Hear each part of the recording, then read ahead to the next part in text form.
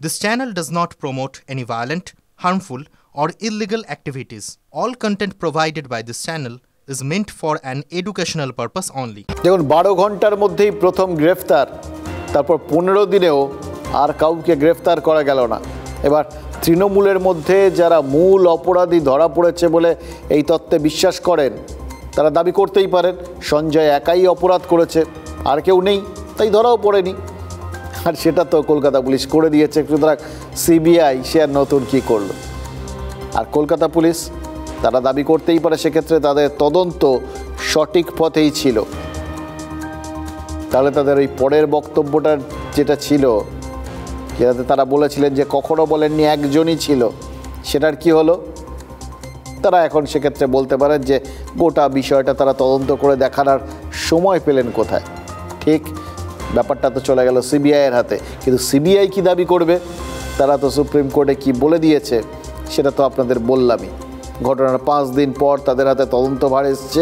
এবার যেটা ঘটনাস্থল বা অকুস্থল বলে দাবি করা হচ্ছে, সেখানে পরিবর্তন হয়ে গেছে। তার মধ্যে তারা যেটা করেছে, যেটা বলেছে, তার মানে সেটা অজুহাত আপাতত। এর বাইরে ডাইরেক্ট কিছু আমরা তাদের কাছ থেকে অন্তত পাইনি। অন্তত তারা ভেতরে ভেতরে কি করছেন, এক দেখাচ্ছেন, করছেন আর এক, এরকম কোনো ব্যাপার আছে কি না কাউকে বুঝতে দিচ্ছেন না। আসলে সব কিছু তারা সলভ করে ফেলেছেন।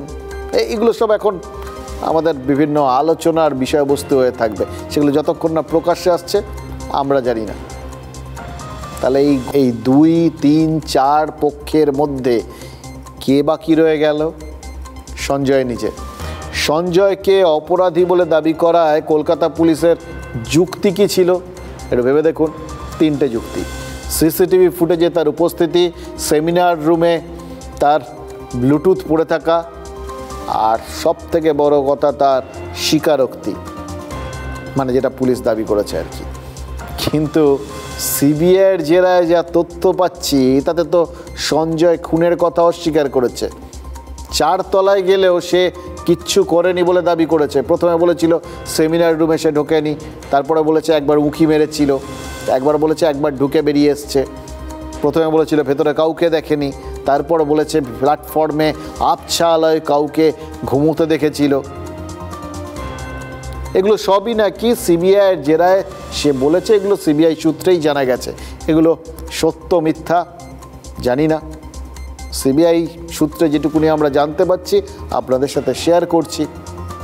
কিন্তু ব্লুটুথটা ওখানে কি করে পড়ে গেল, কি করে তার বাঁ উড়ু আর বাঁ হাতে আঁচড় লাগলো, তার পরিষ্কার উত্তর সঞ্জয় দিতে পারেনি। সেটাও সিবিআই সূত্রেই জানা। এবং এইখানে একটা কথা একটু বরঞ্চ আমরা পরিষ্কার করে দিই।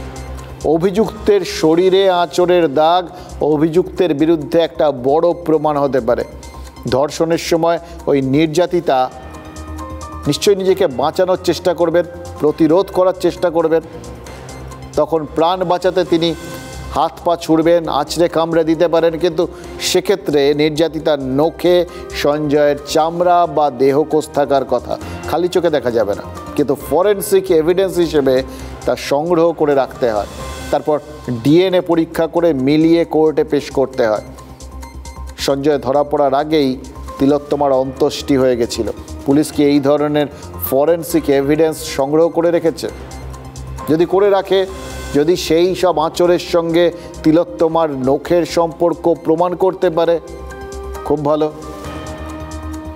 যদি তিলোত্তমার শরীরে যে ফ্লুইড পাওয়া গেছে তার মধ্যে কোনো রকম কোষ পায়, কোনো রকম সিমেন্ট পায়, তার সাথে সঞ্জয় রায়ের স্যাম্পেল মেলে, তাহলে একরকম। যদি না হয় এগুলোর কোনোটাই, তাহলে তো কেস দাঁড়াবে না।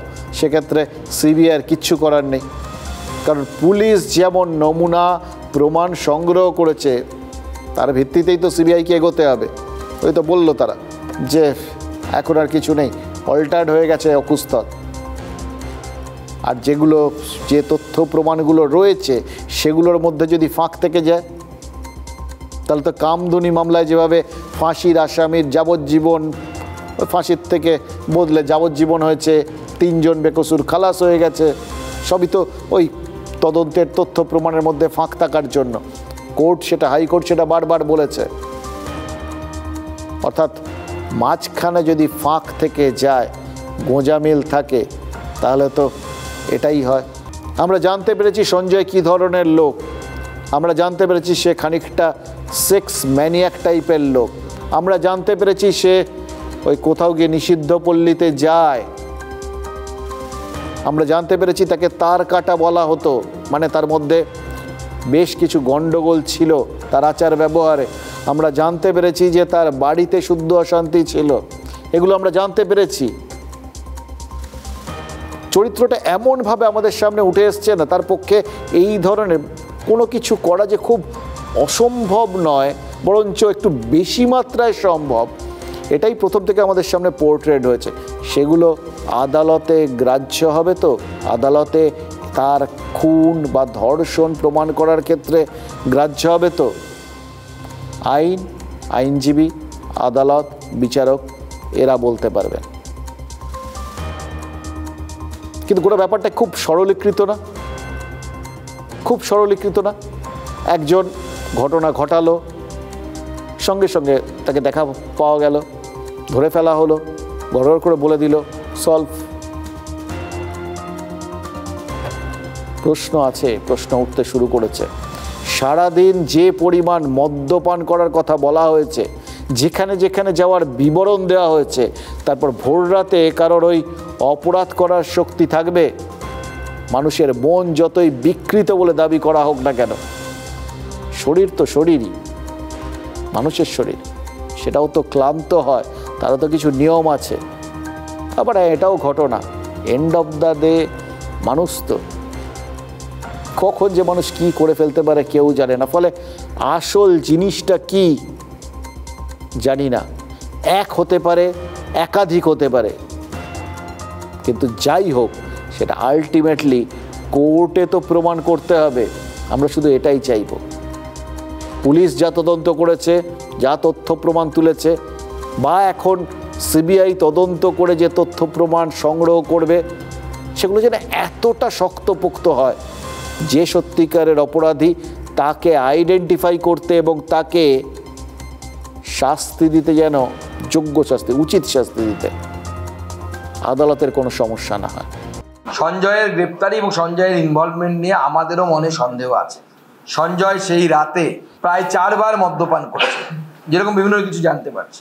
এই পরিস্থিতিতে তার পক্ষে খুন করা শ্বাসরোধ করে আদৌ সম্ভব কিনা আমাদের মনেও সন্দেহের অবকাশ আছে। পারিপার্শ্বিক তথ্য প্রমাণ বা পারিপার্শ্বিক ঘটনা যা বলছে, এ কাজ একার নয়, একাধিক ব্যক্তি জড়িত, এবং সেই কারণে সিবিআইয়ের কাছেও আমরা দাবি করছি যে সায়েন্টিফিক ওয়েতে আপনারা যেভাবে এগোচ্ছেন, মানুষের ধৈর্য কিন্তু আর থাকছে না। দেখুন, সুকান্ত মজুমদার বা জগন্নাথ চট্টোপাধ্যায় যা আজ বলছেন, ডাক্তার আর ফরেন্সিক বিশেষজ্ঞরা অনেক দিন আগের থেকে বলেছেন। এবার এই জায়গার থেকেই আমরাও বলেছি, কারণ আমাদের সবার, যারা রাস্তায় নেমেছিলেন আপনাদেরও সবার একটাই তো চাহিদা, ওই যেটা বললাম, আসল অপরাধী ধরা পড়ুক, তার শাস্তি হোক। সে এক না একাধিক এত তো আমরা ভাবতে চাইনি, আমরা শুধু চেয়েছি যদি একজনও থেকে থাকে তাহলে সে ধরা পড়ুক, আর একজনও যাতে বেঁচে পালিয়ে যেতে না পারে। এই অপরাধ যে বা যারা করেছে তাদের প্রত্যেকের শাস্তি হওয়াটা খুব খুব জরুরি। আমরা নড়ে গেছি এই ঘটনাটায়, এটা আমাদের নাড়িয়ে দিয়ে গেছে, ঘটেনি আগে এরমভাবে আমাদের সবাইকে এভাবে নাড়ায়নি। আসলে এত কিছু এতদিন ধরে আমরা সহ্য করেছি না, আমরা জানি না। ওই যখন সমুদ্র মন্থন হয়েছিল, যখন গরল উঠেছিল, বিষ, নীলকণ্ঠ হয়েছিলেন শিব সেই বিষ পান করে নিয়ে, পরবর্তী ক্ষেত্রে আমরা জানি না সে বিষ তো তার শরীরে ছিল, আরও 4-5 থেকে অনেক বিষ, সেগুলোকে ধারণ করতে করতেই হয়তো তিনি কোনো সময় তাণ্ডব নৃত্যের মেতেছিলেন। আমরাও তো অনেক কিছু সহ্য করেছি, আমরা কম, গত কয়েক বছর ধরলেই তো অনেক কিছু। তাই জন্যই হয়তো মানুষের ক্ষেত্রে এই তিলোত্তমার এই পরিণতিটা নেওয়ার সম্ভব হয়নি, কারণ তিলোত্তমার মধ্যে আমরা হয়তো সব নিজেদের দেখতে পেয়েছি। দেখুন, পুলিশ, সিবিআই এরা হয়তো অপরাধীর মনস্তত্ত্ব বেশি বোঝে, কিন্তু ডাক্তাররা মানুষের শরীরটা পুলিশের থেকে বেশি বোঝেন। এবং সব থেকে বড় কথা, সঞ্জয়ের অপরাধের কোনো প্রত্যক্ষদর্শী নেই। সব থেকে বড় কথা, তার শরীরের ওপর নির্মম আক্রোশে একটা আক্রমণ করা হয়েছিল, অত্যাচার করা হয়েছিল, যেটা শুধুমাত্র কোনো রকম সেক্সুয়াল অ্যাসল্ট, যৌন অত্যাচার নয়, তার বাইরেও অনেক কিছু হয়েছিল। মেরেছিল লোকজন, মেরেছিল, লিটারালি মেরেছিল। একটা প্রবল আক্রোশ থাকলে যেরকমভাবে মারে, মেরেছিল। সঞ্জয় সম্পর্কে এখন অবধি পুলিশ যা বলেছে, ধরার পর থেকে আজ পর্যন্ত যা যা আমরা তথ্য পেয়েছি, আবার বলছি, তিলোত্তমার সঙ্গে তার কোনো গণ্ডগোল হয়েছিল, তার তিলোত্তমার ওপর রাগ থাকতে পারে, এরকম কোনো কিছু নেই, পাইনি আমরা। থাকলে যদি সামনে আসে তাহলে বুঝতে পারবো। গোটা বিষয়টা এখন অবধি যে জায়গায় আছে, যেভাবে সাজানো হয়েছে, যেভাবে সাজানো বলছি এই জন্যে যে রিকনস্ট্রাক্ট করা হয় না বিভিন্ন তথ্য প্রমাণের ভিত্তিতে, সেইগুলোর ভিত্তিতে যেভাবে গোটা বিষয়টাকে দেখানো হচ্ছে, তাতে এটা ঘটনাচক্রে ঘটেছিল, এক সেক্স ম্যানিয়াক সে করে ফেলেছে। তাহলে এত রাগ, এই অত্যাচার এলো কোত্থেকে? যাবতীয় অত্যাচারটার মধ্যে না, এগুলো নিয়ে আর আপনাদের সামনে বলবো না, মানে এগুলো আলোচনা করাটাও অত্যন্ত কষ্টকর। মোদ্দা কথা হচ্ছে, শরীরের ঊর্ধ্বাঙ্গে এমন কোনো চিহ্ন পাওয়া যায়নি যেটা সচরাচর লালসার ক্ষেত্রে থাকে। দেখুন, সঞ্জয়কে শেষ কে দেখেছিল তারই বন্ধুস্থানীয় এক সিভিক ভলেন্টিয়ার, মানে একেবারে সব জায়গার সঙ্গী বলতে যা বোঝায় সব কিছু। সে সেই শেষ রাতে সঞ্জয়কে শেষ দেখেছিল। সন্দীপ আর বাকিদের সঙ্গে তারও কিন্তু পলিগ্রাফ টেস্ট হচ্ছে। সঞ্জয়ের পলিগ্রাফ টেস্ট কাল হবে, সে তদন্তকারীদের জানিয়েছে। সেদিন চেতলায় তারা গেছিল বান্ধবীর কাছে। সেখান থেকে বেরোনোর পর সঞ্জয়ের মেজাজ নাকি খুব খারাপ ছিল। সঞ্জয় সেই রাতেই আরজিকর যাওয়ার কথা বলে, বন্ধু না যাওয়ার কথা বললেও সঞ্জয় শোনেনি। হঠাৎ সেই রাতে সঞ্জয় আরজিকরে যেতে চেয়েছিল কেন?